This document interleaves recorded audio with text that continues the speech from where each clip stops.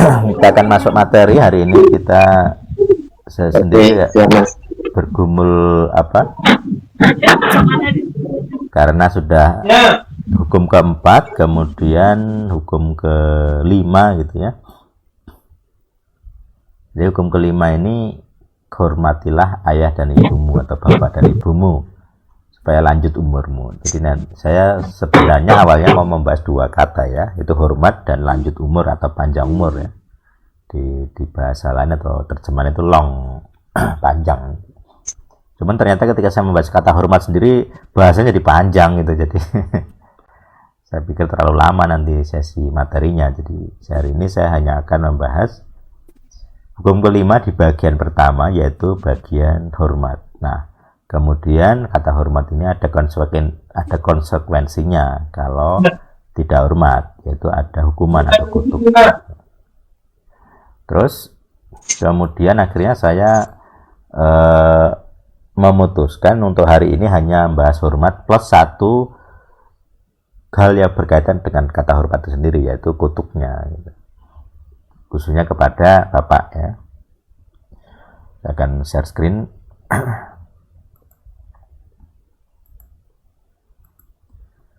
Oke, share screen.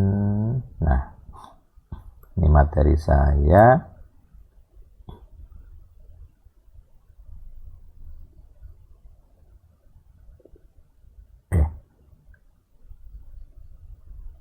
Oh, kunci hari. Malah ngunci. Baik, jadi hari ini materi kita saya ambil dari Exodus 20 ayat 12. Ini terjemahan di ET ya, kalau di yang lain mungkin agak beda. Hormatilah bapamu dan ibumu supaya lanjut umurmu di negeri yang Adonai Tuhanmu berikan atau telah berikan kepadamu.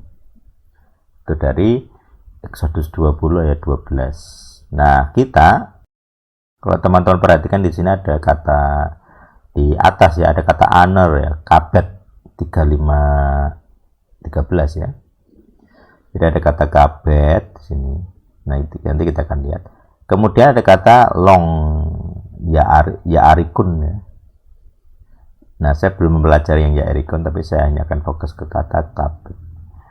Oke. Misalnya kita buka kata kabet di apa ini 3513 kalau salah ini.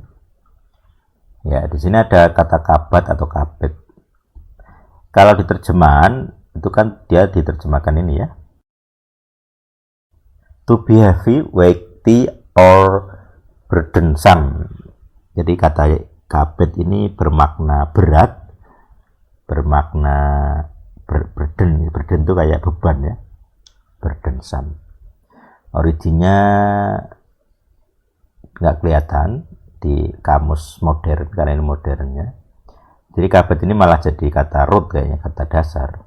Karena nanti di 3514, 35 sampai 3518 itu turunan dari kata kabat. Ada beberapa nanti saya perlihatkan. Jadi kata hormat ternyata kata dasarnya berat. Ini agak sulit disambungkan ya. Apa hubungannya berat dengan hormat? Ya. Kalau misalnya di terjemahan di Inggris ya ini gitu. Kata kabat sendiri ada beberapa kata yang digunakan. Ada rich, kaya, grief. Their sin is exceedingly grievous. Jadi dosa mereka sangatlah grief, sangatlah mematikan kan ya. Grievous. Jadi sesuatu yang membawa kematian gitu, atau membawa atau melukai ya, grief. Nah, kata respect baru muncul di Genesis 34 ini dengan kata yang sama ya. Kabat atau kobet. Nah, di lain tempat ada sodim. Dim itu kan kayak cahaya yang meredup ya. Kalau di Exodus heavier, berat, lebih berat.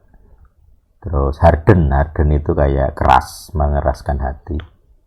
Harden is hard, ini mengeraskan. Jadi kata berat itu, kata hormat itu ada banyak variasi terjemahan ternyata kata kabat ini.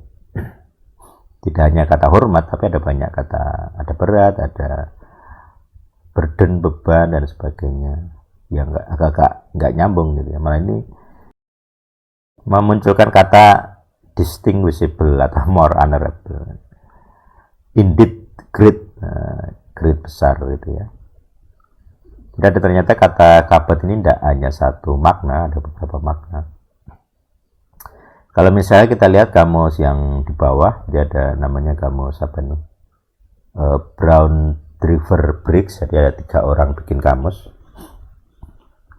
Dia dari kata heavy itu dari Assyrian kabadu atau kabatu, grow, bertumbuh ya, atau heavy. Kemudian difficulty, stress. Di Arabik kata yang sama, etimologinya membawa makna difficulty, kesulitan. Stress, jadi struggle with difficulty, bergumul dengan kesulitan. Jadi berat, jadi konsep beratnya di situ. Jadi tidak sekedar berat bobot gitu ya, bobot kilo, bobot ini. Kata berat di sini condong ke abstrak, di mana di situ berkaitan dengan pergumulan, beban dan sebagainya. Itu dari kamus tadi ya. Bahkan ada konsep di sini selain weight, berat, tonase, bobot gitu. Ada pemahaman misfortune di sini. Misfortune itu kan kesialan. Jadi kata heavy ini dianggap kesialan. Dicontohkan dengan Ayub ya. Ayub di juga 1 Samuel gitu. Termasuk penderitaan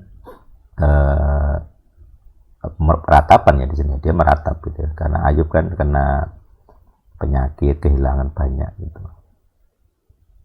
Kemudian ada kata insensible, dull of the eyes. Jadi itu penderitaannya seperti itu, hard, berat. Oke, itu. Tapi juga ada kata made heavy from abundance. Jadi ada konsep melimpah, abundance. Jadi penderitaan yang melimpah. Nah, nanti di Ibrani kuno kita akan bisa melihat hal yang menarik juga. Honor, enjoy honor of men. Nah, jadi menikmati kehormatan.